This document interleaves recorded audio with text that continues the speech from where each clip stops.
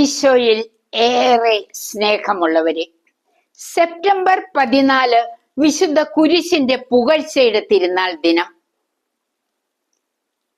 326 Helena രാജ്ഞി Constantine ചക്രവർത്തിയുടെ അമ്മയാണ് വിശുദ്ധ കുരിശ് കണ്ടെത്തിയത്.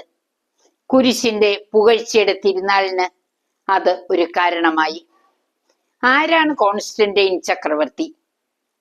മതപീഡനം നടക്കുന്ന കാലഘട്ടത്തില് മാക്സെൻസിയൂസ് എന്ന ശക്തനായ രാജാവുമായി യുദ്ധത്തിന് പോകേണ്ടി വന്ന റോമയിലെ കോൺസ്റ്റന്റൈൻ ചക്രവർത്തി.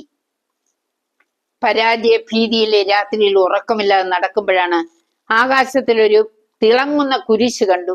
അതിനു ചുറ്റും ഈ അടയാളത്തിൽ നീ വിജയം വരിക്കുമെന്ന ഒരു എഴുത്തും. തന്റെ എല്ലാ പതാകകളിലും കുരിശ് ആലേഖനം ചെയ്യാൻ അദ്ദേഹം കൽപ്പന പുറപ്പെടുവിച്ചു.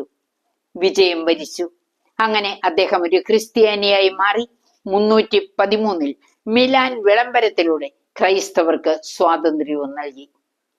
പ്രിയപ്പെട്ടവരെ, വിശുദ്ധ കുരിശ് രക്ഷയുടെ അടയാളമാണ്. ഈശോ ജീവിച്ചിരുന്നപ്പോൾ പറഞ്ഞു, ഞാൻ ഭൂമിയിൽ നിന്ന് ഉയർത്തപ്പെടുമ്പോൾ എല്ലാ മനുഷ്യരെയും എന്നിലേക്ക് ആകർഷിക്കും. വിശുദ്ധ യോഹന്നാന്റെ സുവിശേഷം 12-ാം അധ്യായം 32-ാം തിരുവചനം. നമ്മുടെ ജീവിതത്തിലും ചെറുതും വലുതുമായ കുരിശുകൾ ഈ തിരുക്കുരിശിനോട് ചേർത്ത് നമുക്ക് സമർപ്പിക്കാം.